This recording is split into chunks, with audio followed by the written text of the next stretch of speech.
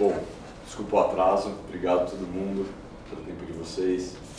Acho que a ideia é a gente falar um pouco de cenário, né, o que a gente está vendo e provavelmente muitas coisas chovendo molhado que vocês já estão vendo também. Começando lá fora, falando do Brasil, depois falar um pouquinho também de eleição, de perspectiva de... A gente tem recebido bastante provocação de cliente, né? Não bastante, mas algumas, né? E algumas já é significativo. Mas vocês não estão pensando em se posicionar para um trade político de alternância de poder, né? E a gente acha que está um pouco distante, tem algumas variáveis em que a gente ainda fica muito inseguro para poder se posicionar para né? Agora, brincadeiras à parte, que acho que, né, a gente falou bastante sobre isso, mas agora de uma forma real a gente ainda está bem inseguro para poder dar qualquer opinião, né, se é Lula, se é Tarcísio, se cenário, se é Eduardo ou Michele, né, até eu estava conversando com o Alexandre agora há pouco sobre uma reunião que ele teve com o Christopher da Eurásia, que é um cientista político super respeitado, mas a verdade é que ainda é muito binário, né, muito 50-50. Enquanto for 50-50, que eu acho que vai ser, tenho a impressão que vai ser como foi a Dilma com Aécio, né, que foi muito ali no 50-50, ou até mesmo Lula com Bolsonaro, muito difícil você se posicionar para agora eu vou aumentar a carteira de bolsa e mais 30% para pegar um call de eleição. Imagina se dá o resultado ao contrário, né? Eu te trouxe alguns cenários e alguns números de resultados, possíveis cenários no final para compartilhar com vocês, que eu acho que é um tema que todo mundo sempre quer trocar ideia, né, para poder mostrar o porquê que a gente ainda não está num call de se posicionar em mais risco Brasil, né, que seria principalmente Bolsa Brasil. Tá? Isso a gente vai deixar para o final, a gente começa de Estados Unidos e depois a gente fala de Brasil. Só para atualizar um pouquinho sobre a gente está hoje com 6,2 bi sobre consultoria, assim, uma parte disso em ativos imobiliários e participações em empresas também. No total a gente administra, acho que está aparecendo também, deixa eu tirar isso aqui. A gente administra 90 estruturas de clientes, né? Então os clientes quando tem uma holding, um fundo exclusivo, uma offshore, no total a gente tem 90 estruturas que a gente administra e conduz com os nossos clientes. E de 2017 para cá, que foi o tempo que a gente fundou a área, a gente já devolveu 40 milhões de reais de rebates, que são as comissões que existem no mercado financeiro, e a gente também ajudou a economizar 40 milhões de reais de spreads, taxas de administração e custos bancários para os clientes. Né? Então, no total, a gente meio que ajudou a economizar 80 milhões de reais de custos bancários, né, de tarifas, taxas, spreads, comissões para o volume total dos nossos clientes. Né?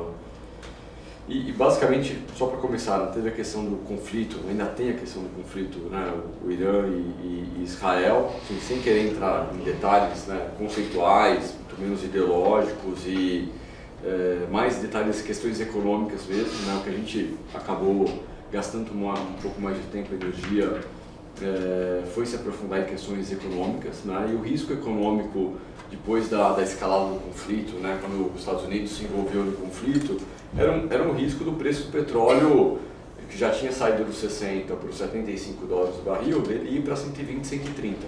Né? Esse era o grande risco. Se ele iria para 120, 130, você tem uma pressão na inflação, que a inflação dos Estados Unidos sairia de 2,5 para 5,6, e a inflação no Brasil sairia de 5,6 para 10, 11. Né? Se levar o peso de energia dentro do IPCA. Então, tinha um risco significativo econômico para o mundo, né, fora outras questões bem relevantes. Só que a gente foi entendendo, né, obviamente a gente foi entendendo que boa parte do petróleo do Estreito de Hormuz, que era o risco era basicamente o Irã querer retalhar Israel e os Estados Unidos, fechando o Estreito de Hormuz, né, bloqueando através de terrorismo no Estreito, né, não tem como fechar, mas ele pode fazer terrorismo, e 20% do petróleo do mundo inteiro, fora gás natural, que mais de 20% do gás natural do mundo passa por ali, teria um problema logístico, né? Só que esse petróleo, que é 20% do petróleo do mundo, 76% dele vai para a Ásia, sendo que só 16% que vai para os Estados Unidos e Europa. Ou seja, você prejudicaria muito mais o fornecimento para a Ásia, e principalmente para a China, que é o principal comprador desse petróleo, né, do que Estados Unidos e Europa. Óbvio, você prejudica os Estados Unidos através do petróleo mais alto, energia mais alta e inflação muito alta. Um baita prejuízo econômico, né? Mas do ponto de vista de fornecimento, não teria tanto impacto, seria muito mais para a China. E a China é o principal parceiro comercial do Irã. A China compra, do petróleo que o Irã produz, que é 3 milhões de barris por dia, a China compra 90% desse petróleo. Então, os principais parceiros do Irã é a China e o Catar, né? Então, se ele também causa um impacto desse e no final a China não está muito alinhada com isso, acho que é muito difícil ele também dar sequência nesses planos de bloquear o estreito. E acabou que o conflito acabou que, pelo menos por enquanto, você teve uma desescalada do conflito e tanto que os preços, né, do petróleo, do dólar lá fora, da bolsa americana já voltaram para uma normalidade, né? Então, só mostrando um pouco isso aqui. E outra coisa que é interessante, em conflitos que os Estados Unidos se envolveram, né, pontualmente, né, mas sem a pretensão de fazer um conflito contínuo, de fazer uma guerra contínua, os mercados, né, a bolsa americana, ela teve impacto no curtíssimo prazo, mas vocês podem ver que o mercado continuou positivo a médio prazo, né? Então não é que normalmente todo conflito que os Estados Unidos se envolve pode ser negativo, né, para a economia ou para os mercados, né? Depende se justamente ele vai ter impacto no preço do petróleo, na inflação, na taxa de juros e por aí vai, né? Então esse era meio que o nosso entendimento, né? Até para poder manter as posições que a gente tem. Alguns de vocês sabem, a gente gosta de bolsa americana, né? A gente tem posição de bolsa americana para os nossos clientes, né? A gente, inclusive na agenda de tarifas ali que teve em meados de abril e o comecinho de maio, a gente aumentou mais bolsa americana, né? E basicamente defendendo um pouco a tese, porque que a gente, não é que a gente estava tranquilo, obviamente ninguém estava tranquilo, né? No sábado lá, de noite, quando estourou o problema, né, a gente começa a se aprofundar e ver as possíveis consequências e ficar ansioso, mas nem todo envolvimento direto ele é um problema para a economia e para o mercado, depender das commodities, né? E a bolsa americana teve um impacto, né, pela questão das tarifas aqui em abril e maio, né? Então, fevereiro e março ela teve uma queda de mais ou menos uns 10%, mas por um fator de uma desaceleração da economia americana, né? Ali quando chegou em meados de abril, você teve no comecinho de abril o dia das tarifas, né? E ela caiu como uma faca, mas basicamente toda a queda que ela teve, ela já se recuperou e teve uma recuperação em V, né? Que é uma recuperação, quando é uma recuperação muito rápida, é chamado de recuperação em V, né? Cai, mas volta rápido, né? Enquanto muitas crises ou recessões você tem uma recuperação em Nike, né? Que é uma recuperação muito mais lenta ao longo do tempo, né? Então, o mercado americano já se recuperou, né? Teve quando olha para a questão da China e Estados Unidos, você tem um descongelamento das questões comerciais da China e Estados Unidos, né? Você teve uma queda do volume de containers dos Estados Unidos para a China, da China para os Estados Unidos muito grande, e a partir de maio, junho, você já tem uma normalidade já do volume de containers, e isso acaba mostrando um descongelamento das relações comerciais, né, que foram congeladas com tarifas de 145%, né? Ou seja, as coisas estão voltando para uma normalidade comercial no mundo, mesmo com as tarifas que os Estados Unidos colocaram, que estão hoje na mesa, que é 30% para a China, 10% para o mundo, 25% para certos produtos, aço, alumínio, carros também, né? Carros também. Perfeito. E basicamente isso. E você tem uma questão de inflação alta nos Estados Unidos, né? Tem alguns, aqui tem um dado Quer falar sobre esse dado? Falar da inflação com as tarifas e sem as tarifas? Sim, acho que tem um ponto também que até foi um comentário do Jerome Powell, que é o banqueiro central nos Estados Unidos, que ele comentou muito dessa questão das tarifas que o Eduardo acabou de comentar. Então, não necessariamente a inflação ela veio arrefecendo, mas por conta das tarifas, como tem uma probabilidade de aumentar, né, no curto prazo, principalmente porque leva um tempo também de passar do fornecedor para a empresa e depois para o consumidor final, é algo importante também de analisar daqui para frente se realmente vai ter esse impacto ou não, até por isso que o Banco Central não cortou juros nessa última reunião lá fora. Então, aqui a gente consegue ver nesse gráfico, né? Se quiser usar. Obrigado. É mais fácil. Aqui a gente consegue ver com relação às tarifas, né? Então, que você consegue ver a projeção da inflação, né? Então, realmente elevando aqui nesse pico. E sem as tarifas aqui nesse gráfico você consegue ver, né, que a inflação ela não teria sido tão impactada. Então, realmente eu acho que tem que entender nesse curto prazo se vai ter um impacto para frente ou não com relação às tarifas e principalmente quando você olha desde 1930 para cá, a média de tarifas não esteve tão alta nos Estados Unidos como ela está hoje, por mais que teve esse vai e vem de subir 145, depois voltar, então acho que tem que entender um pouco melhor qual vai ser o impacto no curto prazo, né? Exatamente. Então você tem o cenário anterior, inflação vindo para 2, o cenário com as tarifas, como a Flávia bem colocou, você tem uma pressão inflacionária ainda indo para 3,5, para depois cair a partir do ano que vem. Né? E algo que ajuda a confirmar, né, mas a corroborar com essa expectativa, são as tarifas que os Estados Unidos impuseram para a China, o próprio Trump impôs, em 2018. Né? Em 2018, quando ele impôs tarifas contra a China, vocês podem ver que 16, 17, ela rodava aqui entre 1,5, 2 e pouquinho. Em 2018, quando ele impôs as tarifas, chegou a 2,9 a inflação de 12 meses nos Estados Unidos, ou seja, saiu de 2 para 3. Né? Só que saiu por um período de tempo curto. Ou seja, a imposição de tarifas ela é inflacionária? Depende da quantidade de tarifas? Depende. Mas ela é, por muito tempo, como foi a inflação da pandemia ou a inflação da guerra da Rússia e Ucrânia? Não. Ela é mais pontual, ela é mais cirúrgica. Ela vem, aumenta o preço e depois já volta para a normalidade de uma inflação natural, que é 2 e pouco nos Estados Unidos. Né? Então, tem um impacto, mas ele é pontual. Por isso que a gente acredita que o Banco Central americano, mesmo se houver aumento de tarifas, ele não vai subir juros, tá? Mas a gente também não acredita muito que também ele cortaria juros do atual patamar de 4,5 esse ano, com a inflação subindo, né? Que é o que alguns dirigentes do Fed, como a Flávia bem colocou, sugeriram próximos cortes em julho. Né? Na última reunião que teve agora, recentemente, 7 dirigentes sugeriram 0 cortes para esse ano, né? E 12 dirigentes sugeriram de 1 a 3 cortes para esse ano. Foi uma das poucas vezes que a gente começou a ver uma disparidade entre os diretores do Fed. O que isso mostra? Né?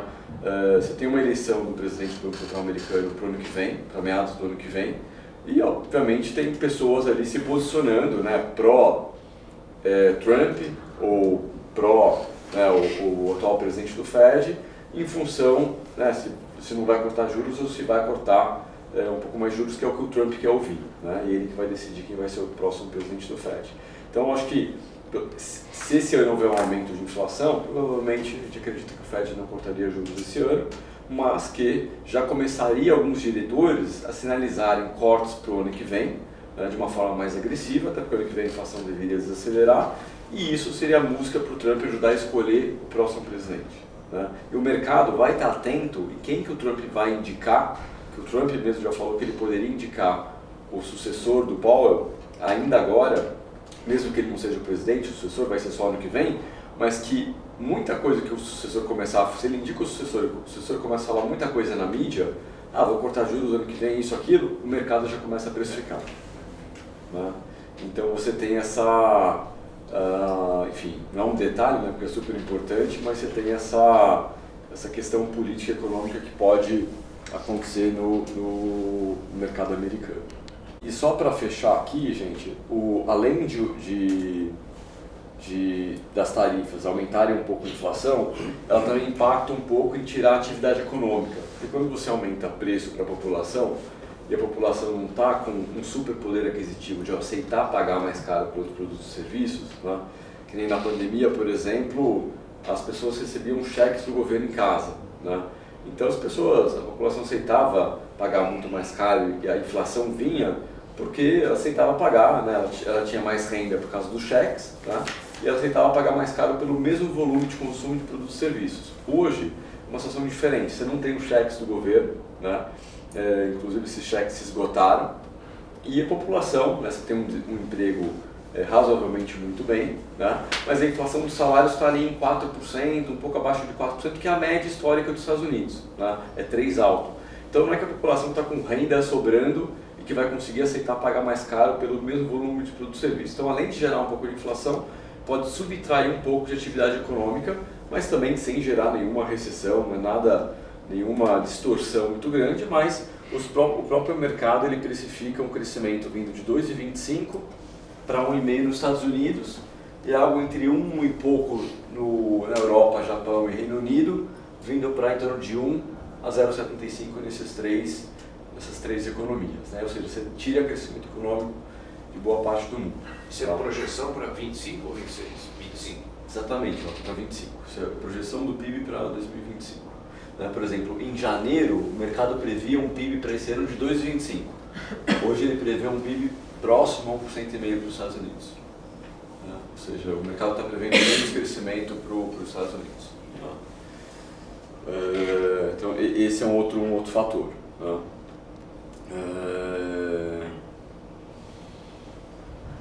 E que mais?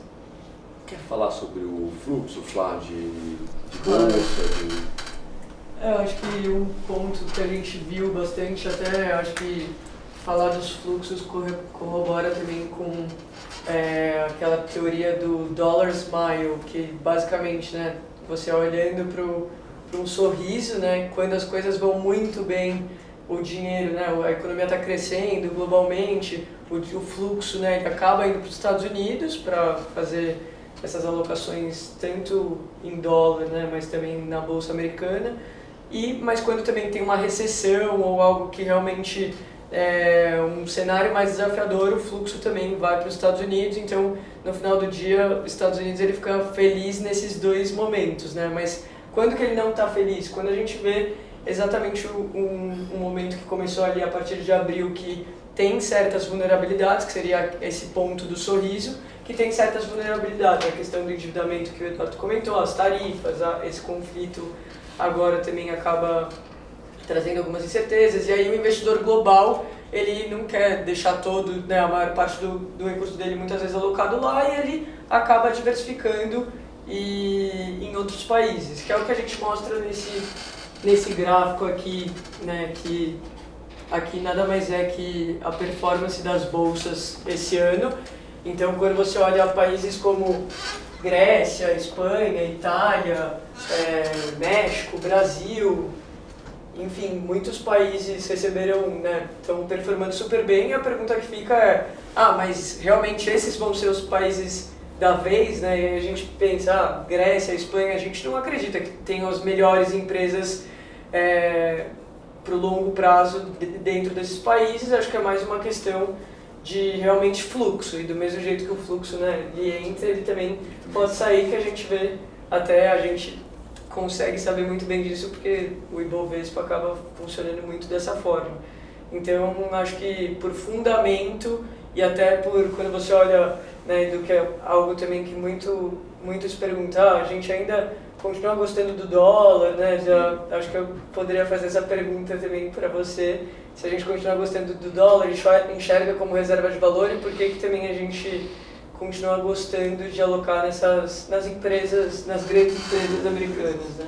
E o que está acontecendo com o ouro agora? O ouro,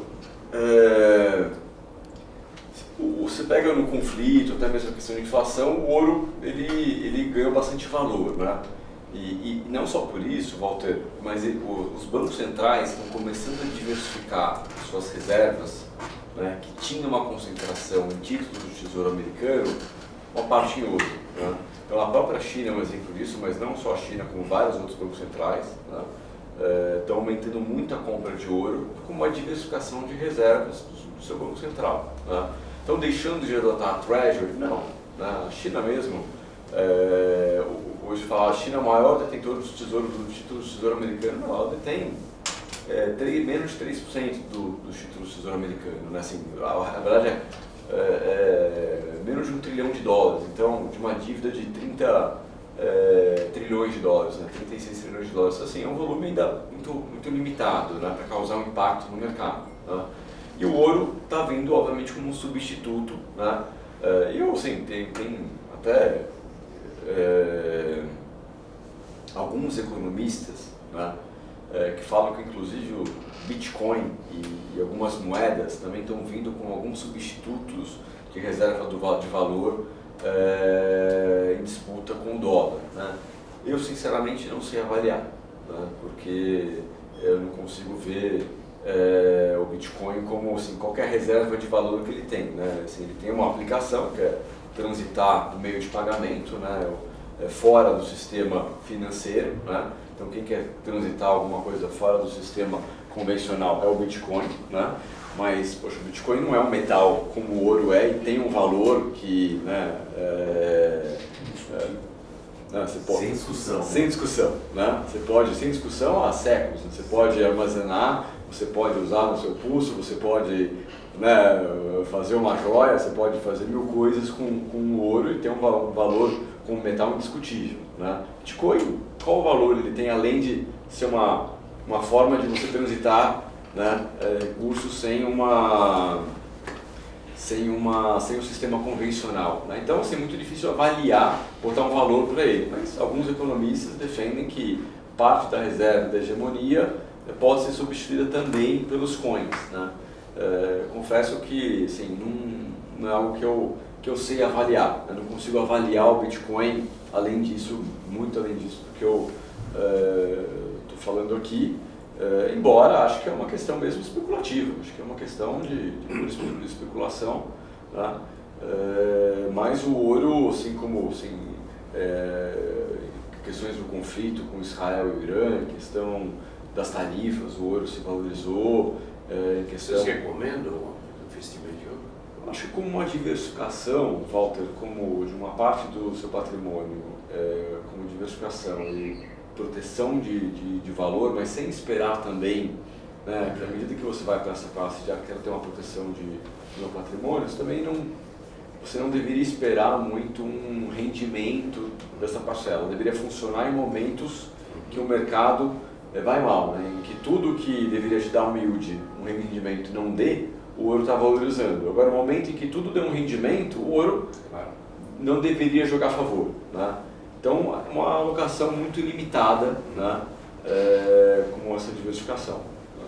Porque ele não tem nenhum yield, não tem rendimento. Né? Você compra um título do Tesouro Americano, vai te pagar 4,30 em dólares. Você compra um título do governo suíço, 0 em franco suíço. Do governo brasileiro, 15 em reais. Né? Você compra uma ação algumas ações brasileiras vão te pagar um dividendo de 6 a 10 em reais, e algumas ações americanas vão te pagar um dividendo de 3 a 4 em dólar. Então, obviamente a gente hoje ainda gosta muito dos ativos, tanto reais de empresas ou renda fixa, que te paga algum rendimento, mesmo que seja em dólar, né, que é a moeda que a gente persegue como uma moeda forte que a gente gosta de alocar o patrimônio dos nossos clientes no exterior. Né? E sobre a questão da hegemonia do dólar, a gente entende que o dólar, assim, você teve bastante volatilidade agora entre abril e maio, né? Até a questão das tarifas e o modo Trump de negociar, de impor as coisas, né? Trouxe bastante volatilidade para os mercados. E como a Flávia falou, você teve um fluxo que saiu dos Estados Unidos de mais ou menos $1,5 trilhão de dólares. Então, você tinha 33 tri, mais 16 tri de dólares nos Estados Unidos, até o comecinho do ano, 49 trilhões de dólares. E saíram $1,5 trilhão de dólares, principalmente de bolsa. Né? E essa saída de bolsa, quando vai para Grécia, Espanha, Itália, México, Brasil, África do Sul, China, faz preço, porque é volume nesses mercados. Né? Então saiu muito? Não, saiu 3% do que os Estados Unidos tinham. Né? Então não é muito, não quer dizer que os Estados Unidos perdeu a hegemonia. Né? E esses mercados não quer dizer que o fundamento da África do Sul melhorou assim como do Brasil, assim como da China, assim como da Grécia. O fundamento desses lugares não melhorou. Na verdade, o que foi que saiu um dinheiro dos Estados Unidos, que estava muito concentrado, quase 50 trilhões de dólar, e foi uma parte, 3% desse capital, voltou para a Europa, para o Japão, para a Grécia, para o Brasil, e foi isso. Né? Então, mudou o fundamento? Não mudou o fundamento, foi apenas fluxo, portanto, isso pode voltar a qualquer momento. Essa é a nossa impressão. Né? Um comportamento, né, uma volatilidade natural do dólar, que se pegar o dólar index, que é o dólar contra uma cesta de moedas globais, tem o ien, tem o peso Euro, franco suíço, peso mexicano. Tá? O dólar index ele tem um comportamento nos últimos anos que é isso aqui. Ele se valorizou na pandemia, ele perdeu o valor aqui e ele voltou a se valorizar aqui na guerra entre a Rússia e a Ucrânia. Né? E aí ele está nessa banda, mas se olhar, ele caiu de janeiro para cá uns 10%, caiu. Hoje ele está até mais baixo que isso aqui, tá? Ele está mais ou menos aqui. Então ele caiu mais ou menos uns 10% esse ano contra várias moedas do mundo, o euro, o ien, o franco suíço, e contra o real também. O real estava em 6,20, hoje está em 5,50, então caiu mais de 10 contra o real. Né? Só que se olhar a média dos últimos anos, gente, ele está justo na média.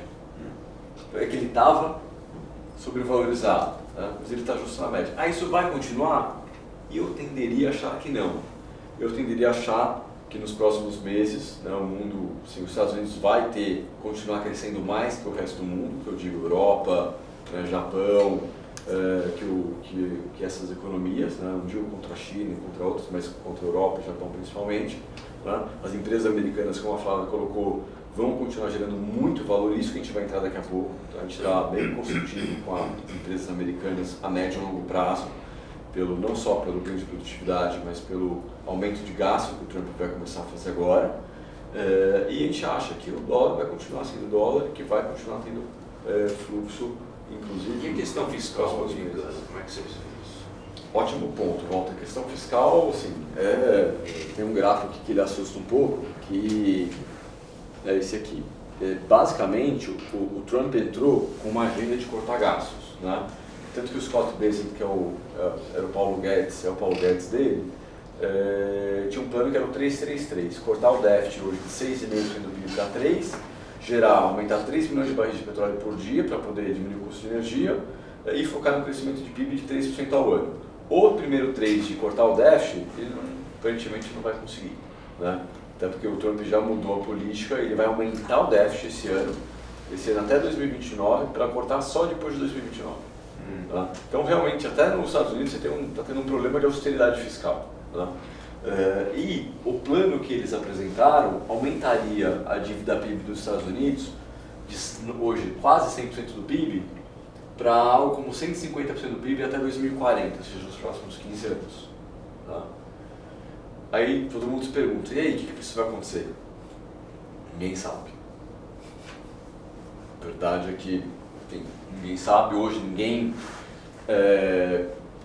bota muito prêmio de risco nos títulos americanos, nem nos europeus, nem nos japoneses. O Japão tem mais de 200% de dívida PIB. O Japão. Por isso que ele tem que trabalhar com um juro muito baixo para essa dívida conseguir ser carregada, senão é inviável. Tá? Os mercados de títulos japoneses, americanos, europeus começaram a trabalhar numa volatilidade alta recentemente na agenda de tarifas. Isso que ajudou o Trump também a voltar um pouco atrás, porque o mercado estava com muita volatilidade nos títulos e estava perdendo um pouco o controle. Agora, o que vai acontecer e quando, ninguém sabe. Né? De tudo que eu vi, conversei, eu tenho a sensação que nos próximos 2, 3 anos, em algum momento, o mercado vai começar a precificar uma volatilidade, algumas classes de ativos, inclusive títulos de tesouro, algumas outras, maior por conta disso aqui. Como exatamente e quando, não sei, mas eu tenho a impressão que em algum momento isso vai começar a se precificar. Tá? Agora, tem formas também artificiais dos bancos centrais acalmarem isso, né? Então o próprio Banco Central americano, depois de 2008, ele começou o QE, né?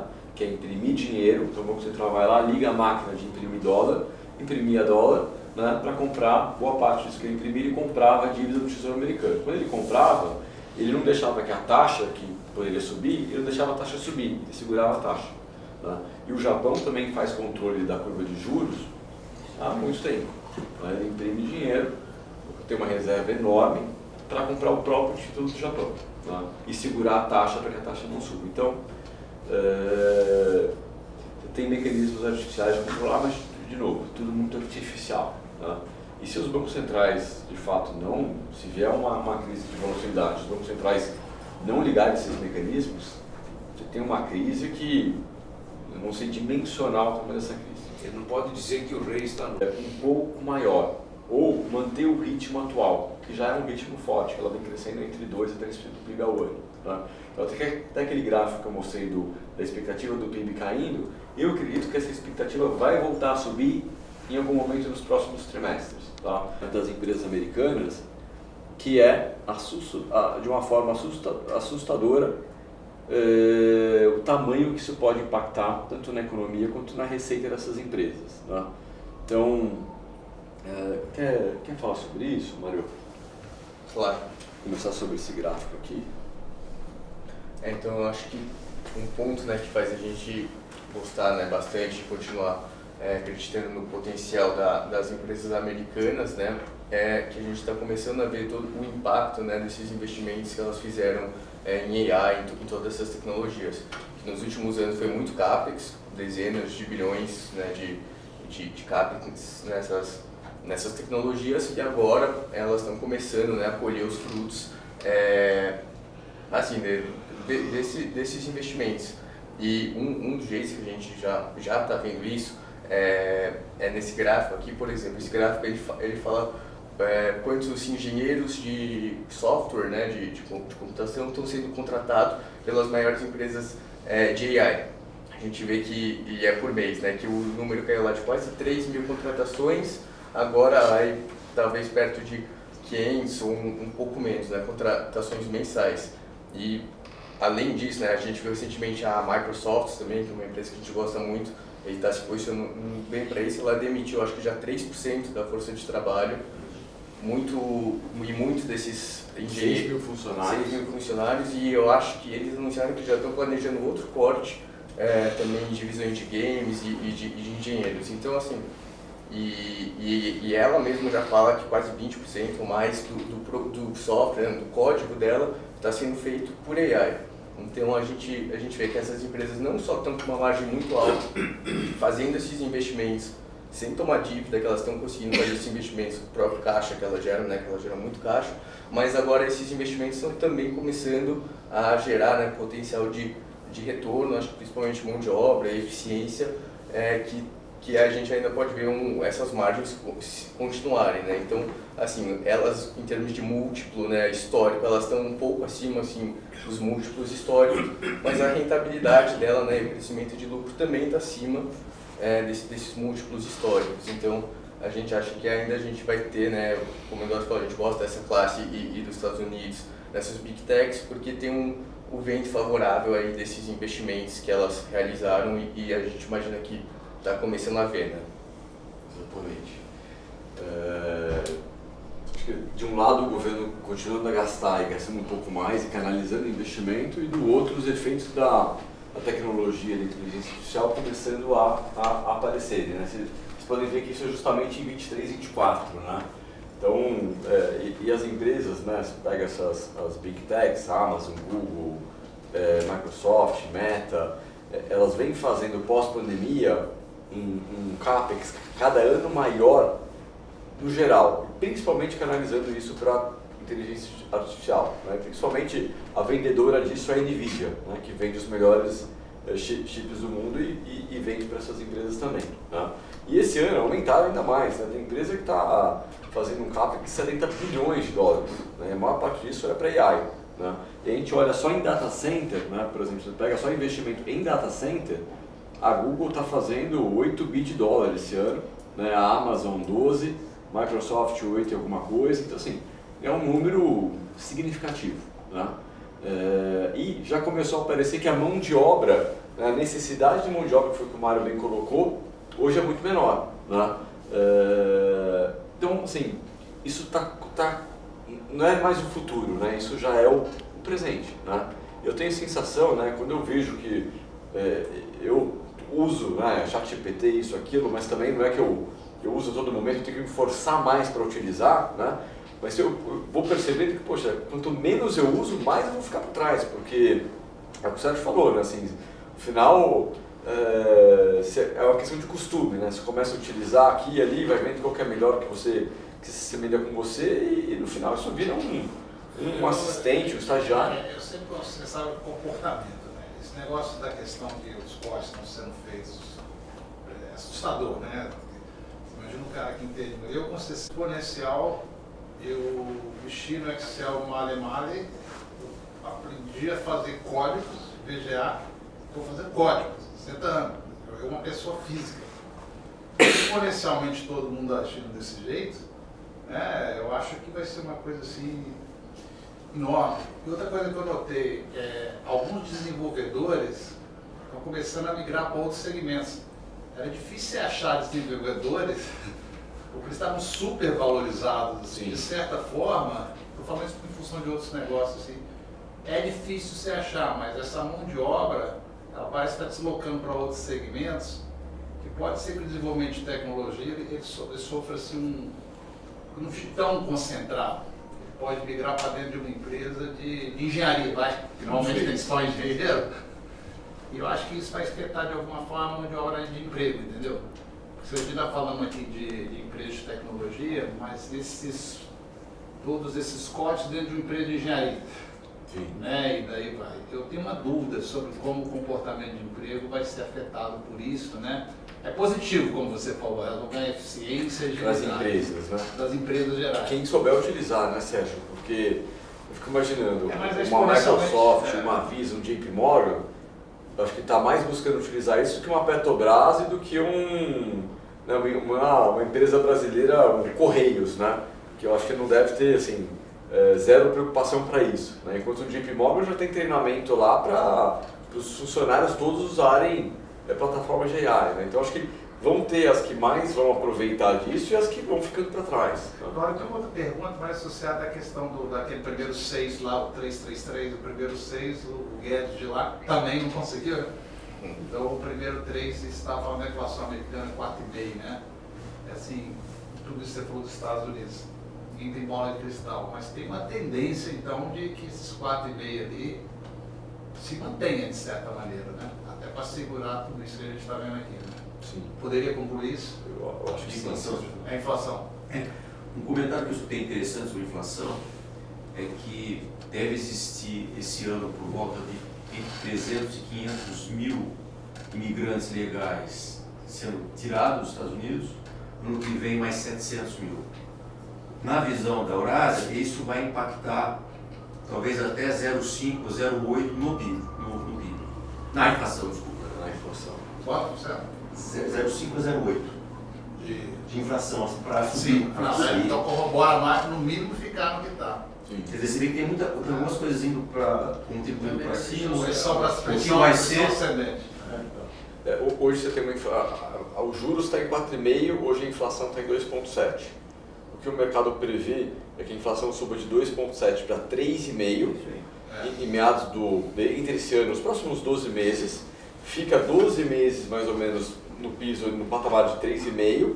Os juros, portanto, não poderia cortar, né, de 4,5 para baixo, porque você tem uma inflação subindo, né? E só quando a inflação voltar a cair a partir do primeiro ou segundo trimestre do ano que vem, né, aí sim o Banco Central americano poderia começar a cortar juros. Que justamente coincide com a troca do presidente do Banco Central. Né? Na verdade, não é a troca, né? O mandato do Powell acaba e aí o Trump tem que eleger um novo Banco Central. Mas a gente está, não só inteligência artificial, gente, mas tem aqueles carros autônomos nos Estados Unidos, né, que dirigem sem motorista, né? Tem duas grandes empresas, a Waymo, da Google, e a Tesla, né, que tem a parte dos táxis da Tesla. Né? Só a Waymo ela transportava em maio do ano passado 50 mil passageiros por semana. Maio desse ano, 250 mil passageiros por semana. Isso que é basicamente Califórnia, tá? Ela agora foi para Texas, foi aprovado para Texas, foi aprovado para Flórida, foi aprovado para Arizona e está sendo discutida a aprovação dela para Nova York. Então assim, imaginar isso aqui daqui a 1, 2 anos é incrível, né? O ganho também de eficiência que você vai ter por conta disso aqui, né? E o número de acidentes, um outro dado interessante, que o número de acidentes com carros da Waymo e da Tesla é menor do que a média de acidentes nos Estados Unidos. Então não só mais eficiente, mas também Mais seguro. Eu ouvia isso há um ano atrás e ficava... Pô, Tá tudo louco, tá tudo meio louco. pô, o mundo tá louco, né? Esse povo tá... O que vai acontecer? Mas não, né? Tecnologia realmente assustadora, né? E não sei, isso aqui parece que a gente investe aqui em alguns fundos de tecnologia, a gente investe uma parte maior até em empresas, né, as Big Techs, Bolsa Americana, S&P 500, Nasdaq, alguns índices da Bolsa Americana, né?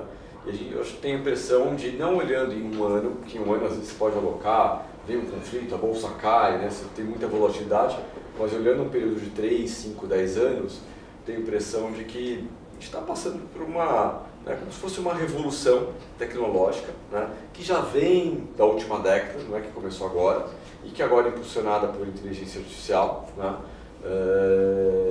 você tem um ganho de produtividade, um crescimento, né, as empresas precisando contratar menos, elas podem crescer muito mais contratando menos, né, por usarem cada vez mais essas plataformas. Né, se a gente for olhar para a última 1 ou 2 décadas, quais eram as principais empresas do mundo? Né? Empresas de petróleo, empresas de tabaco, até nos anos 80, 90, né? Bancos. Né? Se for olhar agora, quais são as principais empresas do mundo? Né? São os Big Techs. Então, o que vai ser nos próximos 10 anos? Né? Eu acho que vai ser muito mais de alguma coisa que vai conseguir se aproveitar desse ganho de produtividade e escala pela tecnologia, do que alguns mercados, algumas indústrias tradicionais. Né? Então, assim, não quer dizer que a gente aloca tudo lá, mas acho que tem que ter uma parte da exposição do patrimônio nisso, porque eu tenho a impressão, assim como o empresário de tabaco ficou para trás quando ele, né, se compara com o empresário de tecnologia ou o empresário de mercado do setor financeiro, né, eu tenho a impressão que daqui para os próximos 5, 10 anos vão ter diferenças entre indústrias que vão continuar gerando essas diferenças de valor de negócios e de, obviamente, valor patrimonial. Então, a gente tem uma parte da posição em Bolsa Americana, até não só como para poder rentabilizar, mas como uma forma de estar exposto a isso, estar exposto a essas tendências.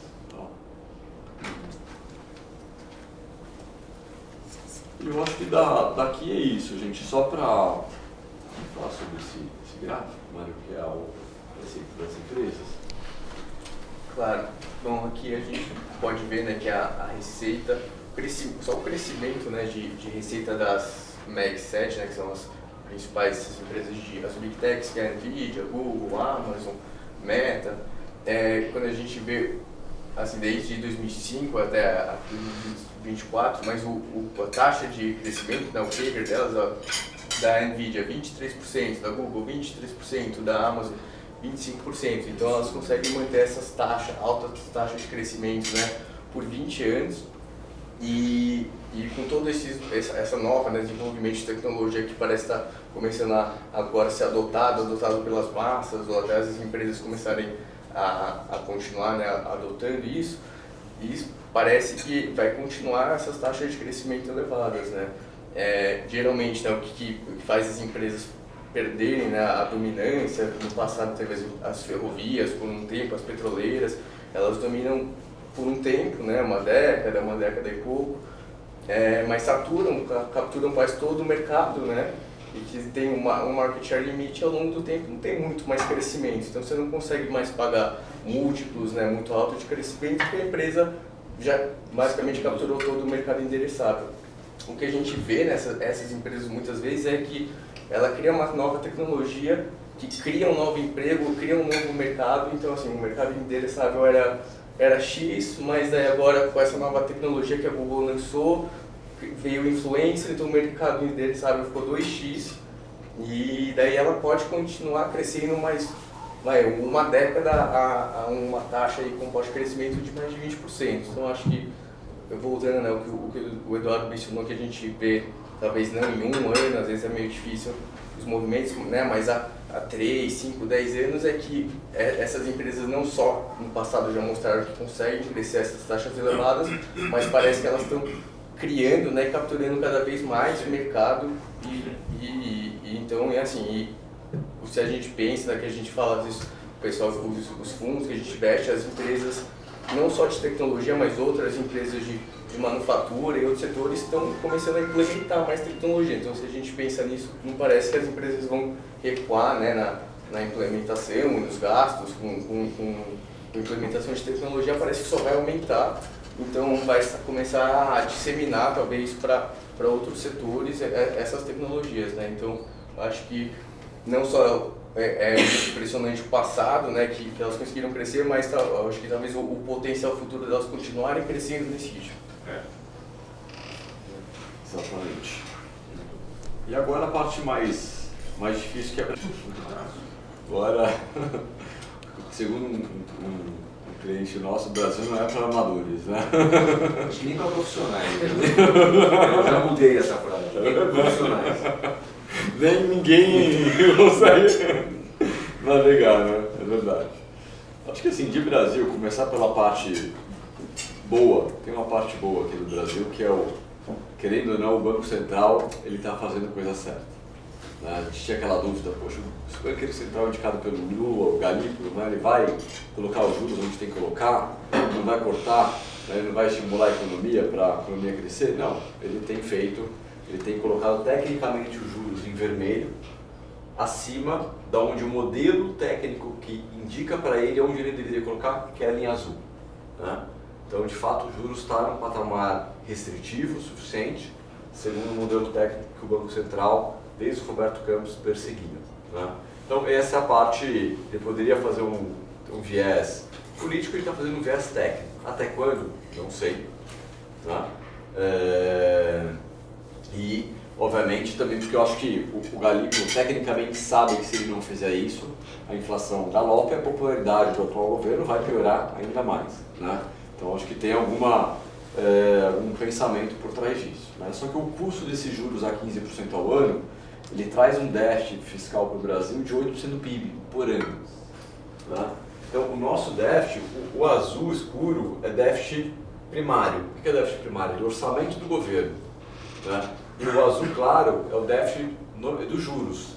E a combinação dos dois é a soma do déficit nominal, né, o total, que é o que importa no final do dia. No Brasil, que inventou o superávit primário, o déficit primário, mas o que importa no final é o total. Né?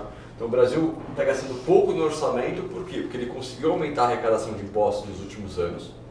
Ele aumentou a despesa, logo que ele entrou em 2022, teve a PEC da transição, que aumentou 145 bi de gasto. Ele veio aumentando a arrecadação, aumentou a despesa, aumentou a arrecadação, aumentou a despesa recentemente, está tentando aumentar a arrecadação agora, não está conseguindo no Congresso, segundo a MP do IOF, tá? Mas também tem outras questões políticas.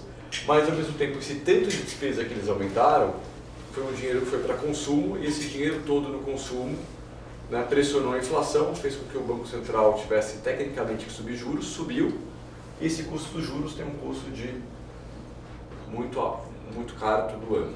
Né? Então, o fiscal é um problema e vai continuar sendo. Né?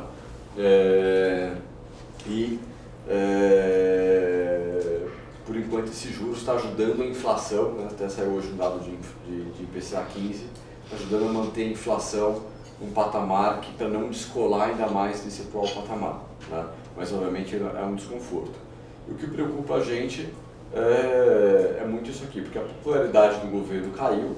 A gente estava até discutindo isso no começo da conversa. A gente acha que principalmente pela inflação, a inflação das coisas mais básicas da população, né? Comida, transporte. Né? E basicamente o governo está preparando, ao invés dele, né, olhar para um lado racional, não, ele está preparando uma cesta de medidas populistas, né? Aqui a gente elencou 8 grandes medidas, né? Então, reforma do imposto de renda, que é para isentar o imposto de renda até R$5.000 e tributar o dividendo de quem ganha acima de 600 mil por ano.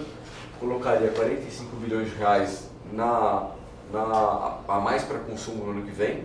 Né? Isso por quê? Porque a pessoa que ganha 3, 4, 5 mil reais por mês, né? E vai ter menos imposto a pagar, vai pegar esse dinheiro e vai gastar em consumo. E claramente, né, acho que, poxa, certo, deveria ter um plano mesmo para as pessoas com faixas de rendas mais baixas terem uma isenção, né, ou um imposto menor. Né? Só que tudo é a forma como faz e o timing que faz. Né? E a gente sabe que a forma como faz, o timing que está fazendo agora, totalmente errado, totalmente sem viabilizar, né, de uma forma austera do ponto de vista fiscal e totalmente olhando para a eleição. Né? Todos nós sabemos disso. Então, a forma é totalmente errada. Né? E quem vai pagar esse imposto com uma tributação sobre os dividendos não vai deixar de consumir esse dinheiro porque está tendo imposto de 10% sobre o dividendo. Não vai mudar o estilo de vida, né, da pessoa. Então, é dinheiro a mais no consumo que é dinheiro a mais na inflação. Tá? Então, se soma isso, conta de luz grátis, possível reajuste do Bolsa Família, Vale Gás, Pé de Meia, Farmácia Popular, o crédito consignado que não é fiscal, é dinheiro dos bancos públicos e privados, que são 70 bilhões de reais, só do FGTS, né? Mais reajuste dos servidores públicos, que de 9% a 30% entre esse ano e ano que vem, que 44 bi a mais na economia entre esse ano e ano que vem, você tem 200 bilhões de reais, essas 8 medidas a mais para colocar no consumo entre 2025 e 2026. Tá? Isso, obviamente, se o governo conseguir algumas medidas, ele, né, conta de luz, depende do Congresso, mas outras medidas como MPs, imposto de renda, MP do IOF, né, Bolsa Família, tudo isso ele vai depender do Congresso. Né? Então, parte delas ele depende, parte delas ele não depende. Tá? Mas é dinheiro a mais que vai para o consumo, para a inflação, e basicamente buscando melhorar a popularidade do governo até o ano que vem. Tá? O que não tem acontecido até agora, Só de inflação. Por causa da inflação. Agora, como o juros subiu muito, ela tende a diminuir. Né? Ela pode até nem diminuir muito, mas só dela ficar estável, o bolso da massa vai melhorar, a percepção da massa vai melhorar. E aí que eu fico preocupado. Tá? Eu acho que esse cenário, até falando de cenário político, eu acho que ele não é nada óbvio. Né? Muita gente pergunta pra gente, poxa, mas vocês não estão olhando um trend tático, Tarcísio? E a gente, assim, entre os cenários para o ano que vem, um cenário atual governo ou um cenário de alternância de poder. Né? Um cenário de alternância política com um governo novo, austero e que implementará reformas estruturais é um cenário muito positivo. Porque a gente vem de um cenário muito depreciado. Né? O que a gente vê para esse cenário? Uma bolsa, o Ibovespa formando 60% a 100% em 2 anos, tá? Por janela de 24 meses, ou seja, até metade de 2027. Né? Isso por quê? Porque se entrar um governo austero e melhorar o orçamento e com isso melhorar a qualidade da inflação, a taxa de juros poderia cair, convergir de 15 para 10, 15 para 9. As empresas vão ter uma economia com despesa de juros, de dívida, uma economia na ordem de 30% a mais de crescimento do lucro, só por um endividamento menor, um custo dos juros menor. É isso que a média do Ibovespa tem 2,5 vezes de alavancagem, mas os juros também caindo, você conseguiria ter um múltiplo maior da Bolsa, que é a metodologia de valuation dela, 30 mais 30 é 60%. Mecanicamente a Bolsa poderia dar 60%. Ó, vem dinheiro de gringo, fluxo de fora, uma animação extra, né? Você poderia ver alguma coisa mais do que isso. Né? E você tem várias empresas que estão super depreciadas, estão valendo 1/4, 1/5 do valor que valia 5, 6 anos atrás. Né? Então você poderia ver a Bolsa andando 60%, 100% se tivesse uma alternância de poder numa janela de 2 anos, até metade, final de 2027, na nossa visão. Tá? Só que os papéis, não tem só Bolsa como risco Brasil, tem os papéis que a gente gosta, que a gente vem investindo bastante, que são os papéis de NTNBs e debêntures de infraestrutura. Né? A gente recomenda para todos os nossos clientes, vocês sabem, esses papéis, bons créditos, né, que a gente tem bom conforto em encomendar e carregar esses créditos por anos, né? Eles estão pagando hoje inflação mais 7,5% ao ano, 7,5% ao ano. E a NTNB paga mais ou menos isso também, né? E esses papéis, a gente fez um cálculo, se eles em 2 anos, 24 meses, também tiver um cenário de alternância de poder, eles poderiam andar, performar 60% em 24 meses. Por quê? Porque esses papéis, eles dariam um juro, só de você comprar um IPCA mais 7,5%, em 12 meses você teria 13%, em 24, 28 em 62 em juros compostos. Tá? Agora, você comprou um papel inflação mais 7,5%, veio um cenário de alternância de poder com plano de austeridade fiscal, gastando menos, a inflação convergindo para baixo, necessidade de juros mais baixos, algumas reformas, isso ao longo de 2 anos mais ou menos, né? Ou a sinalização disso já ajudaria. Tá? E esse inflação mais 7,5% cai para inflação mais 4,5%. E não precisa ir muito longe, porque no próprio governo, na própria gestão do Bolsonaro com Paulo Guedes, esses papéis chegaram à inflação mais 3%. Né?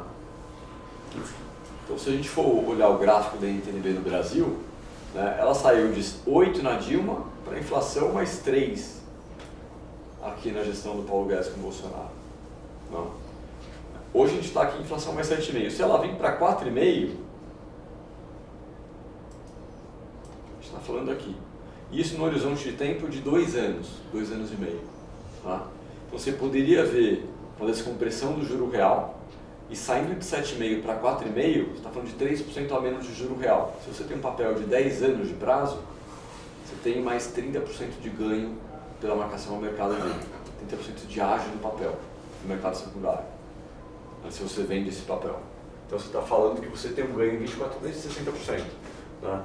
Então tem uma bolsa, pode andar 60%, 100%. Tá? Porque num cenário, a vantagem disso é o quê? Num cenário alternativo, que você não tem uma alternância de poder, que a gente não tem o que economicamente seria melhor para o país, você poderia ver a bolsa cedendo entre 10% a 30%, a gente tudo é estimativa, né? Aqui a gente está estimando entre 10% e 30%. Né?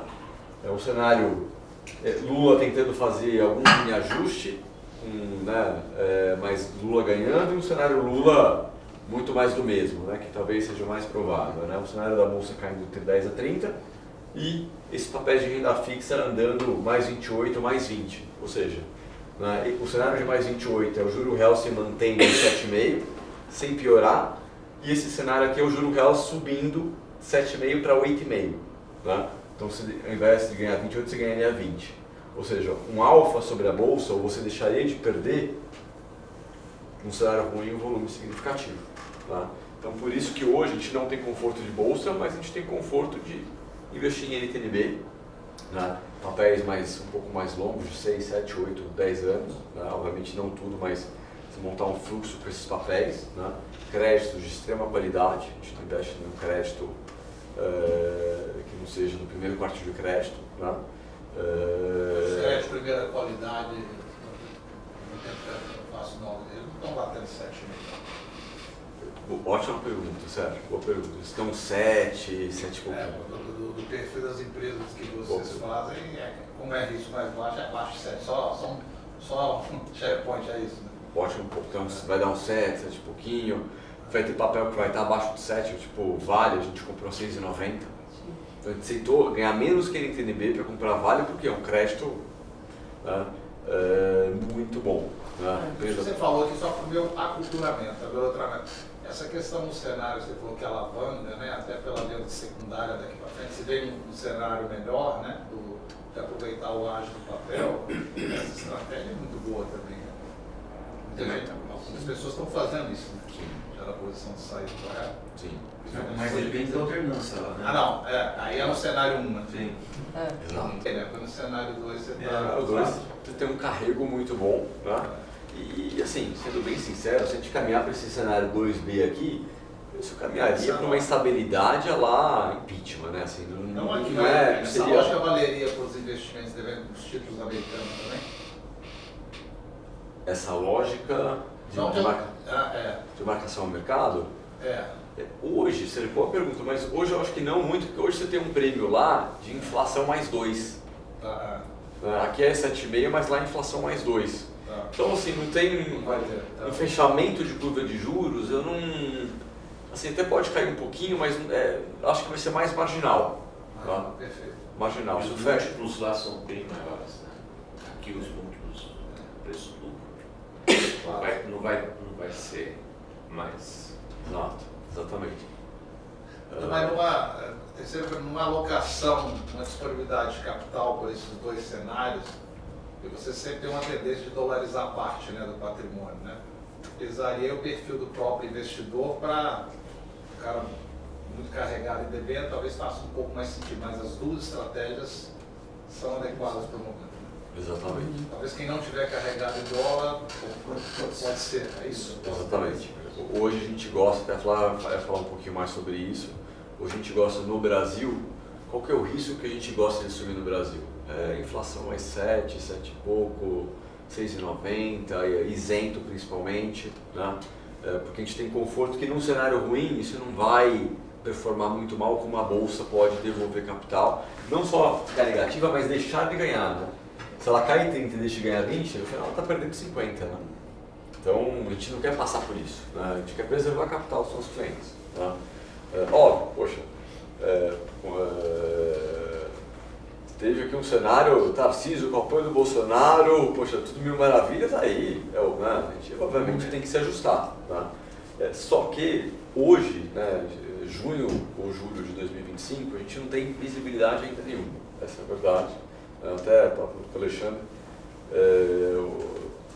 eu vi algumas coisas, né? Eu vi que o Tarcísio não tem conforto nenhum dele próprio de se tornar um candidato, porque ele teria que deixar o governo de São Paulo no começo de abril do ano que vem, e o seu Bolsonaro começa a apoiar ele, de fato ele deixa o governo do estado de São Paulo em abril do ano que vem e decide em maio, junho, julho do ano que vem não apoiar mais e apoiar o Eduardo, ele fica na mão, né? Então ele tem um desconforto enorme do que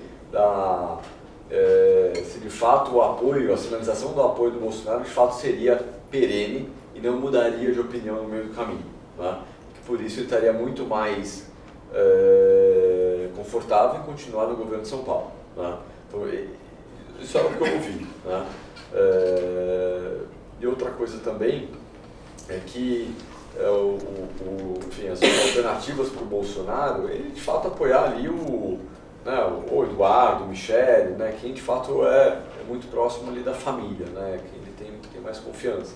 Então acho que a gente vai ter um cenário para o ano que vem que não tem essa união da direita, né, assim, obviamente que eles façam um excelente trabalho, né, de fazer isso, mas sinceramente eu não acho que isso tenha de acontecer, assim como não aconteceu muito na última eleição, assim como a eleição da Dilma com a Aécio também foi conturbada, teve as suas questões, né, e foi muito binário, né. Eu acho que vai ser uma eleição, até a eleição de fato acontecer, vai ser uma eleição muito 50-50. Né. A probabilidade dessa alternativa 1, eu acho, do item 1, pelo quadro que a gente tem hoje, na minha opinião, é muito pouco provável. Eu acho que a gente tende a ter um quadro menos positivo, como você está colocando aí. Eu acho que o cenário vai ser pior. Eu acho que, mesmo que ganhe a direita, mas se não tiver um cara como o Tarcísio, ou esses caras mais equilibrados, mas se vem uma figura como o Eduardo, ou mesmo a Michele, o que você vai ter? Não dá para você confiar que vai ser um governo... Vai depender muito do secretário, do ministro da Fazenda, e vai ser muito complicado. Quer dizer, eu acho que o quadro, se a gente pudesse cravar que vai ser Tarcísio, ou que vai ser Caiado, ou que vai ser... Aí tudo bem, aí você tem uma alternância política que dá confiança. Mas esse quadro, como você está me dizendo, eu acho que o Tarcísio tem que ter medo de arriscar, porque como é que vai confiar no apoio incondicional?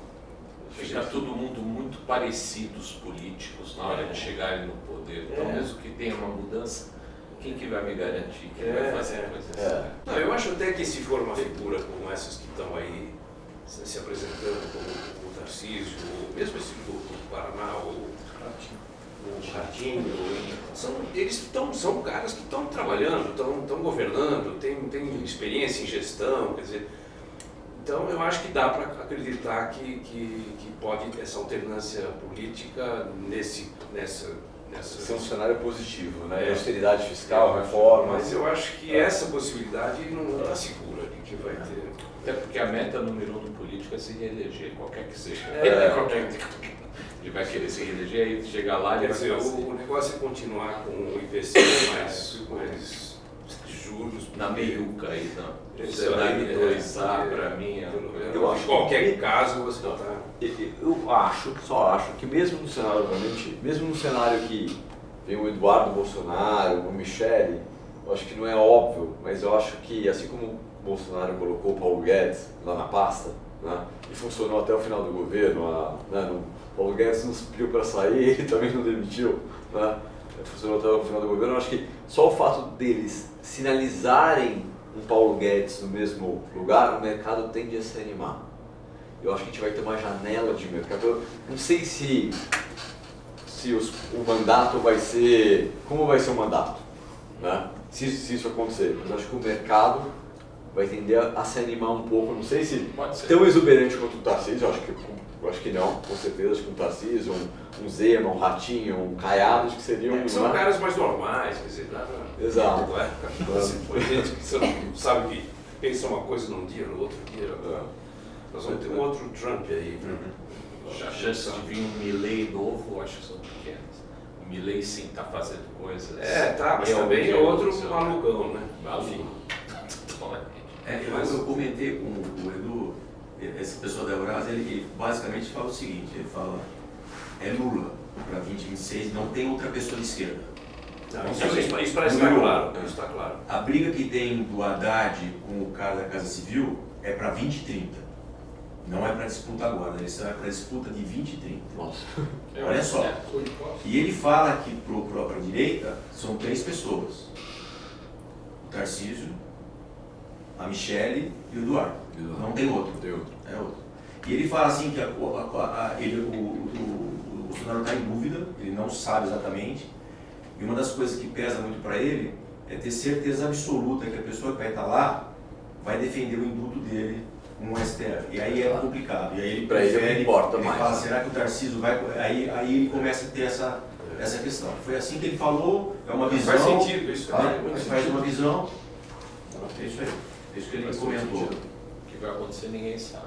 Exatamente. Isso vão fazer um meiuca aí nos 3, fazer um portfóliozinho, se defender. Ter dólar nas carteiras, né? Fazer um hedgezinho. Ter dólar nas carteiras. E tem sempre o fator biológico, né? Como diz um amigo meu. São 2 idosos. Isso. Um muito doente. Ele comentou, né? Tirando isso que pode acontecer, a chance é o Sem Lula... o fator biológico. Exatamente. O Lula está com 80, é isso? 79. Vai estar com 80, mais de 80. Vai estar com mais de 80. E o Bolsonaro é muito... Você sabe que Muita sequela do atentado. Ele é 10 anos mais novo, mas ele está doente. Muita sequela. sabe que Sequelas graves. Esse tema que você, de uma forma muito polida, chama Que também vale para o Trump, o efeito biologia. biologia, né? Carteira de identidade, vamos dizer assim. Na última eleição, eu me lembro de a gente ter discutido exatamente isso. Né? Todo mundo apostava que... Apostava não, tinha uma discussão que Lula, o próprio, né, o Alckmin, o cara já está velho, etc. O cara está aí ainda, né? Então, assim, um efeito desse acontecendo aqui, por exemplo, né? Baralha isso difícil. É um fator. E um efeito desse acontecendo, né? Aconteceu alguma coisa com o Lula, pô, cara, dá uma embaralhada forte. Forte. Acaba com aquele cenário, que aí, como no cenário 1, a gente for Michele e tal, o Ratinho mais coletivo, mata os dois daqui de baixo. Uma passagem do Lula aqui, mata os dois daqui de baixo. Não tem ninguém. Isso aí. Então, assim, isso leva para somente um extremo, entendeu? Não pode torcer nada, pode acontecer. Ele não tá Você vê o efeito o efeito biológico no Biden? Você já pensou? Se o cara é eleito, tá com câncer terminal. Então, acho que isso muda um pouco o jogo. Você acaba matando um pouco dessa possibilidade. Se ele tiver um pouco mais... nesse aspecto, ano que vem, essa parte, a turma da direita vai bater muito nisso, tu vai ver. Acho eu. Ele comentou que você também falou assim, não tem a menor chance de hoje avaliar o que pode ser. Está totalmente aberto, ninguém, não dá para falar nada, absolutamente nada. Está totalmente aberto. Até porque se o Lula não concorreu, que é uma possibilidade, não sei qual é a porcentagem de chance dele não concorrer, mas não é desprezível, né? Porque um homem de 80 anos, cansado, né? Você vê que ele perdeu o gosto pelo... Cansou já. Mas um comentário interessante que esse cara falou é assim, que caso tenha algum problema de doença aí, mas ele fala que a Janja, ela tem uma vontade de ser primeira-dama, cara, e ela vai colocar... Ele falou exatamente vai vestir ele, vai... A mulher tem uma força que ela vai falar, não, você vai ser assim, você é ousado. Vai ser uma assina aí, tipo. É isso aí. Não, mas eu queria... Ele comentou isso, né? Eu acho que é verdade, mas na hipótese dele não concorrer, mas na hipótese dele não concorrer, muda completamente o quadro, porque aí não tem ninguém na esquerda que... É isso que eu torço, porque fecha uma variável. E o futuro vai acontecer tudo diferente. Acontece tudo diferente. Exatamente. Por isso que, por enquanto, é ficar conservador, assim, conservador que eu digo, né? É não se arriscar em nenhum call, que eu acho que é muito cedo ainda para isso. Né? Obviamente, aqui a gente traz alguns dados que a gente quer mostrar, né? Que em períodos de juros em que você teve, que hoje a Selic subiu, né? De 10,5% para 15%, algumas classes de ativos sofreram desde que a Selic subiu. Né? A Bolsa ficou de lado, então perdeu o CDI, a NTNB sofreu na marcação do mercado, os debêntures também, se for na marcação do mercado, teriam impacto. Né? Mas quando você, no período agora que é os juros, antes do próximo ciclo de corte de juros, os juros estáveis no patamar atual de 15%, a gente traz outros períodos em que o juros se manteve estável depois do período de alta de juros. Né? Então teve ali o período ali da Dilma, que ele subiu para 14,25 e ficou o quê? 13 meses em 14,25. Teve o período na própria gestão do Roberto Campos, que ele subiu para 13,75 e ficou 10 meses em 13,75. O que a gente quer mostrar? Que em todos esses períodos que o juros sobe, fica estável por alguns meses no atual patamar em que ele se elevou, né? Algumas classes de ativos, né, têm uma performance interessante. Né? Bolsa varia muito. Né? Tem períodos que foi bem, tem períodos que foi mal, tem períodos que deu o CDI. Né? Só que quando a gente olha para classe de ativo de renda fixa de IMAB, normalmente performou muito bem. Né? Em alguns momentos ela não perdeu dinheiro contra o CDI. Por exemplo, aqui deu 4,5, mas o CDI também deu 4,5. Né? Aqui deu 2,4, mas o CDI do período também deu 2,6. Né? Em outras janelas deu 13, deu 32, deu 6,2, deu mais do que o CDI. Né? Ou seja, normalmente nesses períodos que o juro sobe e fica ali alto por alguns meses, a classe de NTNB, de debêntures, costuma performar muito bem. Tá? Por isso é um outro indicativo que a gente hoje tem bastante conforto e por isso também a gente recomenda, né? Não só como preservação de capital, os papéis, inflação mais 7 e pouco, né? Tanto os isentos quanto o papel do governo NTNB, quanto o LIG de alguns bancos, né? Mas sempre muito conservador, porque a gente é muito conservador no crédito aqui. Né? Até, você fala sobre o dólar, mas você fala sobre os créditos também, falar sobre aquela...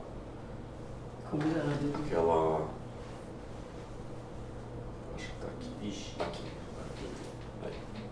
Eu acho que vocês muito bem sabem, né, que a nossa postura bem conservadora, na verdade, em crédito. Então, de muitas emissões também a gente sempre envia as não recomendações também, né, de algumas ofertas que surgem nos bancos, principalmente por conta dessa postura. Então, aqui tem o nosso time de análise também, né, representado aqui pelo Mário também, que faz esse acompanhamento das empresas. Então, sempre, né, eu acho que o principal muitas vezes uma empresa ela tem uma alavancagem baixa, né, há 3 anos, 4 anos atrás, mas você tem que acompanhar se realmente ela está fazendo muito investimento, se ela está fazendo muita aquisição e a alavancagem dela tá crescendo ao longo do tempo. Então, aqui para vocês verem, realmente, cada linha é um emissor, né, uma empresa das quais a gente gosta. Então, tem poucos nomes também, não são inúmeros nomes, são poucos nomes, em torno de 20 nomes. E aqui tem um acompanhamento tanto da parte da alavancagem, quanto do lucro líquido e da receita líquida de cada empresa, assim como o rating também de cada empresa.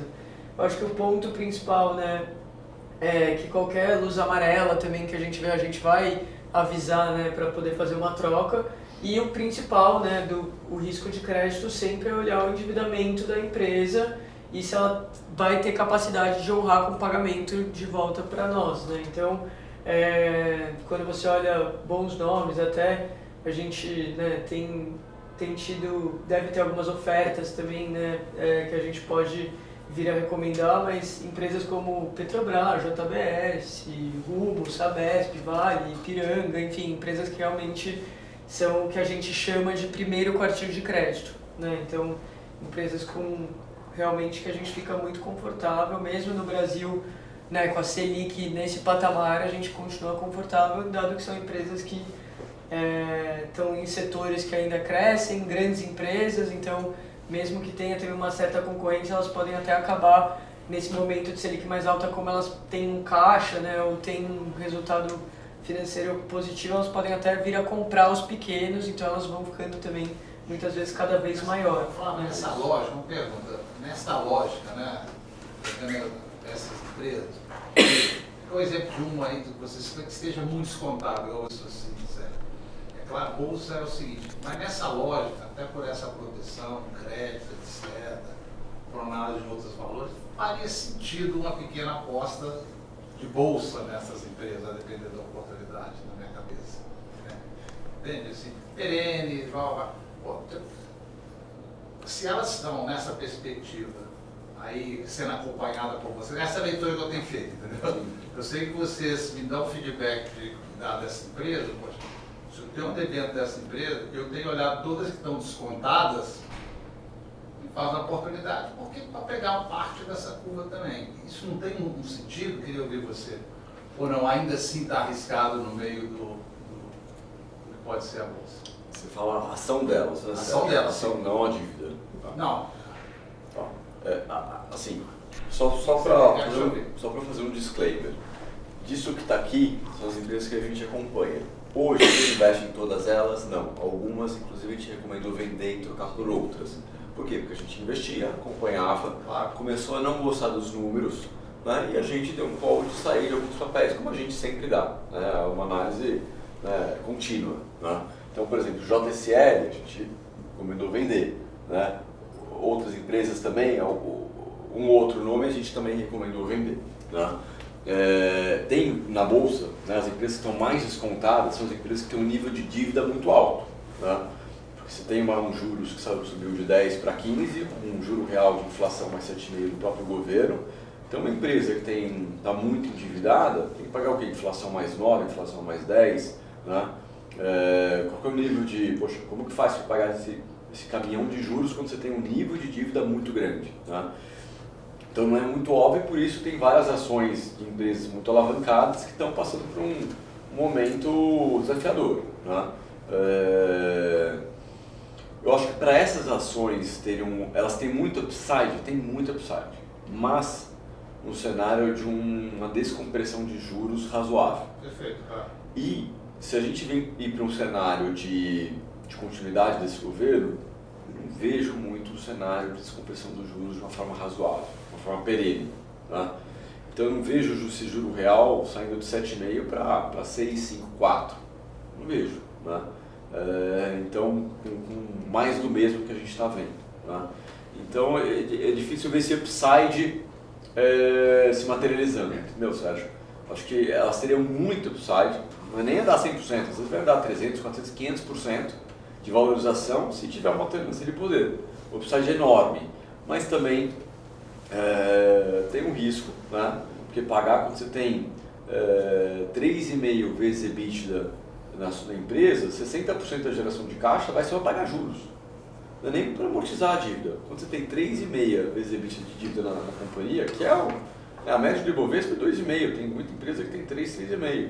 Né? 60% do EBITDA vai só para pagar a despesa com juros. Ou seja, se ele quer amortizar, ele vai usar um pouco mais do EBITDA para amortizar a dívida. Né? a gente estava falando com um empresário, cliente nosso do setor farmacêutico, né? Ele, poxa, ele sempre trabalhou com quase zero de dívida, né? Indústria de remédio, e nos últimos 2, 3 anos aumentaram o endividamento para construir a fábrica, ampliar a fábrica, investir mais no comercial, isso, aquilo, comprou empresa nos Estados Unidos, né? Endividou para 3 vezes EBITDA. E ele super revoltado no conselho que, poxa, metade do EBITDA vai só pagar despesa com juros. E realmente, né, porque para o empresário que nunca, né, teve dívida e hoje metade do EBITDA vai só para pagar juros, é realmente desgastante, né? Imagina quem tem 5, 6, 7 vezes EBITDA de dívida, né? Ou às vezes tem uma dívida mais cara, né? Ou às vezes está numa situação que, além da dívida alta, a operação está piorando por algum motivo micro dele, né? E o EBITDA está piorando. Então, assim, por isso que não é óbvio. Mas eu acho que, assim, ter um pouquinho, se você quer montar ali um portfólio com muito risco, alguns nomes endividados, mas olhando principalmente ter um retorno numa alternância de poder, eu acho que você pode ter um retorno muito grande. Assim, você pode também, num status quo, você pode... Mas é equilibrado, porque é a outra ponta da dolarização. Sim, sim. A cauda disso. É a cauda. Então, assim, nesse sentido, porque protetivo, como o Potter falou, está seguro, porque nas 3 pistas você rendiou, né? Sim. Naquelas 3 pistas. Mas num patrimônio de X, enfim, mas essa é a estratégia de cada tudo é dimensionar o quanto, né, Sérgio? Eu acho que tudo é dimensionar o quanto. Ok. Posso fazer uma pergunta hipotética, naturalmente, mas vamos admitir a hipótese em que o governo, nessa linha, esse final de governo, e já está adotando políticas populistas, a gente está vendo isso, e ele resolva fazer uma pressão sobre o Banco Central para que o Banco Central reduza a taxa de juros. Ainda que eu acho essa hipótese pouco provável, porque o Banco Central está dando demonstrações de que tem responsabilidade. Mas digamos que nessa hipótese de que ele consiga pressionar o Banco Central a ponto do Banco Central ser forçado a baixar juros artificialmente, o que acontece com esses papéis de IPCA mais juros? Tem risco isso? As taxas poderiam até cair, né? O que seria bom para os papéis, né? As taxas caindo. A Dilma mesmo fez isso em 2012 e 2013. Né? Ela forçou os juros para, junto com o Manteiga, forçou os juros para 7,25. Né? O juro real chegou a IPCA mais 3 naquele momento. Né? Só que artificialmente. Logo depois ela teve que jogar os juros para 14. Né? E o IPCA sobe. E o IPCA sobe. Né? Exatamente. Então, acho que para o juro real, para esses títulos, seria até positivo. Agora, para o dólar, aonde seria esse ajuste? Ele cairia no dólar. Né? Porque justamente o dólar não está pior, porque você tem um juros de 15. É uma sarrafa enorme. Agora, bota os juros em 7 para você ver para onde o dólar vai. O ajuste vai para o dólar. Então, o ajuste sempre vai para algum lugar. Ou para a inflação, ou para o dólar, ou para o juros. E o dólar é inflação. É a inflação. A segunda derivada da inflação. É a inflação. Tá? Então, se ele fizer isso, acho que o principal ajuste vai ser no câmbio. Tá? Como não dá para a gente dormir, a gente não confia 100% que não vai fazer, né? E nem só ter dólar por causa disso. Né? A gente tem dólar por outros motivos. Né? O dólar tende a se valorizar no longo prazo, só porque os Estados Unidos crescer mais, porque a inflação lá é menor. Né? Tem vários outros motivos para ter dólar no longo prazo, mas um deles é esse risco também. E aí tem a questão do dólar também, deixa eu só pegar aqui.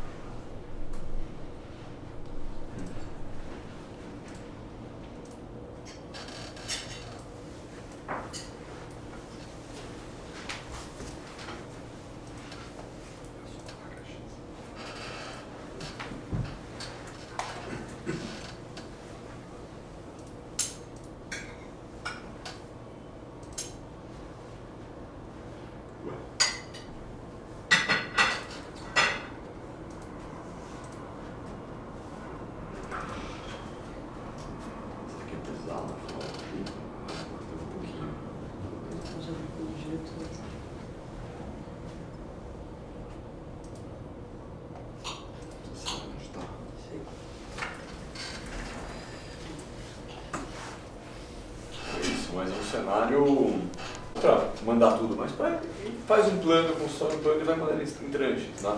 Eu, por exemplo, todo mês eu mando alguma coisa, tá? Então, eu tenho o que eu gostaria de ter lá fora. Obviamente, nos últimos anos, eu quero ter cada vez mais meu patrimônio lá fora, né? Para ter mais estabilidade, embora eu ter menos juros, estou tudo bem com isso, tá?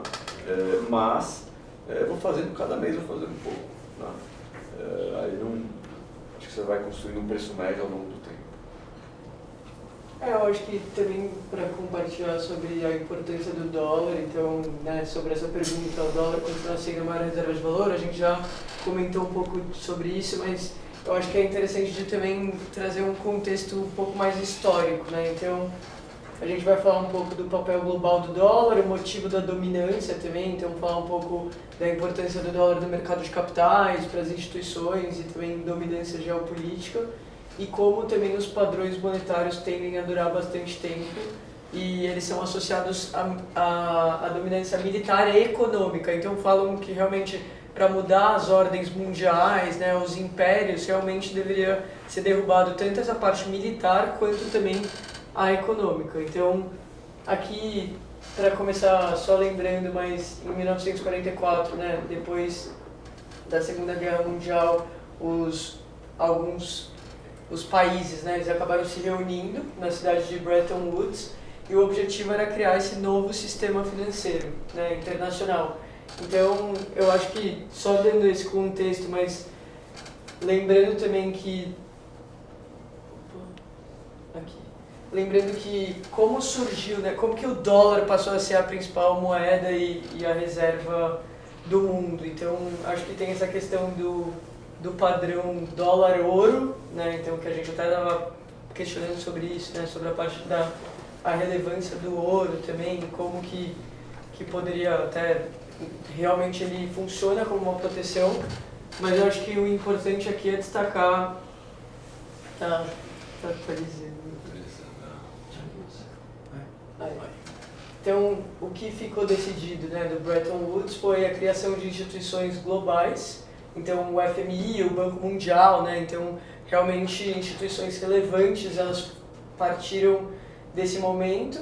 Um sistema monetário híbrido também, então, o padrão ouro puro, né? Barra mesmo, usado antes era rígido, então cada moeda era lastreada diretamente em ouro. E aí, o Bretton Woods criou também o padrão dólar-ouro. Então, os Estados Unidos, eles garantiam que um ouro, né, uma onça, ia valer $35, e outras moedas também ficaram fixas em relação ao dólar. Então, eu acho que a partir desse momento que começou a ter essa relação dólar-ouro, né, que eu acho que, só para a gente relembrar também da importância do porquê o dólar hoje ele é tão relevante, e após a guerra, né, os Estados Unidos eles detinham 2/3 do ouro mundial, e era a maior economia. E o interessante disso também é porque com menor custo de transação começou a ter um maior uso e também maior liquidez. Então realmente começou a ser uma moeda com esse nível de importância. E aí tem também o que ficou conhecido como Nixon Shock, que nos anos 60, né, os Estados Unidos eles começaram a gastar muito com guerra e programas sociais, e para financiar isso eles imprimiram mais dólares do que tinham ouro do que ouro, né? Então até tem alguns vídeos sobre isso também, até o Ray Dalio, ele tem alguns vídeos bem interessantes que eles começam, né, a ter essa impressão de dólar, ou até o que aconteceu na pandemia mesmo, né, do que você comentou. Que descolar, né? O Fed não precisa ter a mesma quantidade de dinheiro em circulação do que tem de ouro, né? Ele desindexa e aí imprime o quanto ele quiser de dólares, né?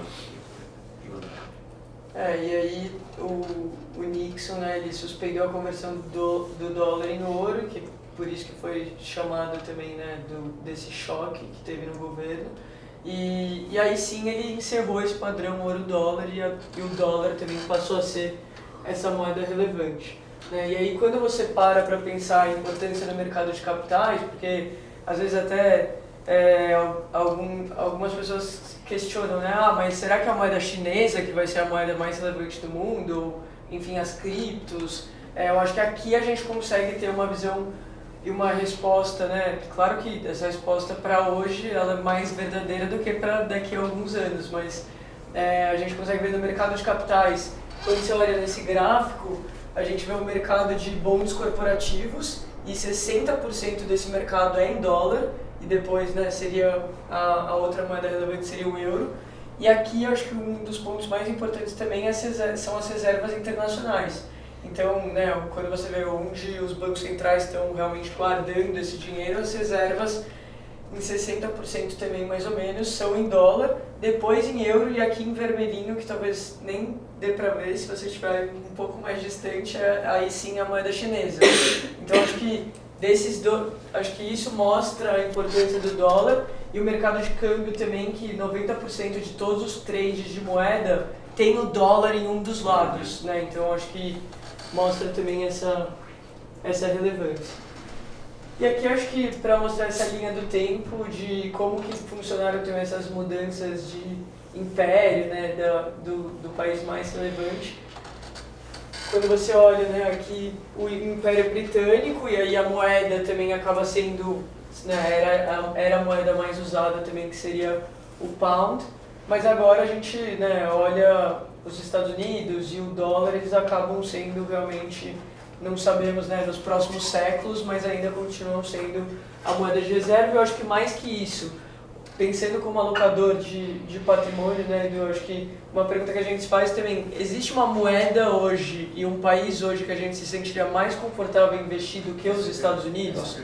Então, né, se você ficar mais confortável, né, Qual alternativa a gente tem? Sim. Né? Euro é uma alternativa? Poxa, a Europa não cresce, né? Tem os seus problemas, alguns países gastam muito mais do que outros dentro da Europa, né? Não tem uma convergência fiscal, né? Culturalmente também, né? Muito mais, tem um lado social, né?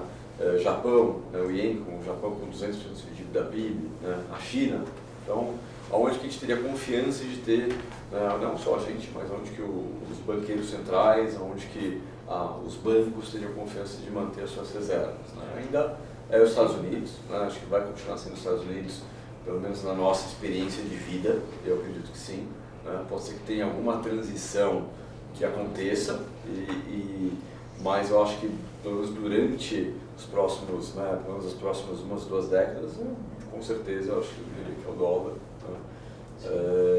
E se essa transição acontecer, é uma transição que vai acontecer ao longo de algumas décadas e não ao longo de alguns anos.